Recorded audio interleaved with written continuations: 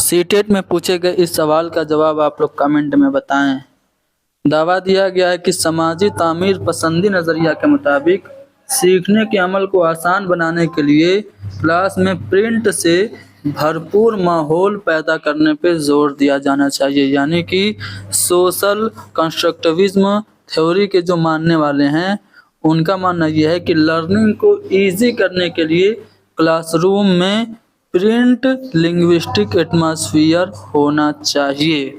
दलील ये दी जा रही है कि ज़बान की नशोनुमा में स्कूल का माहौल कोई किरदार अदा नहीं करता, बल्कि ज़बान की नशोनुमा मुकम्मली तौर पर हयातियाती पुख्तगी पर मुनहसर है। यानी कि लैंग्वेज डेवलपमेंट में स्कूल का जो एटमॉस्फेयर है कोई रोल नहीं अदा करता है, बल्कि लैंग्वेज डेवलपमेंट पूरी तरह से बायोलॉजिकल मैच्योरिटी यानी कि जो आपका जैविक परिपक्वता है उस पर निर्भर करती है।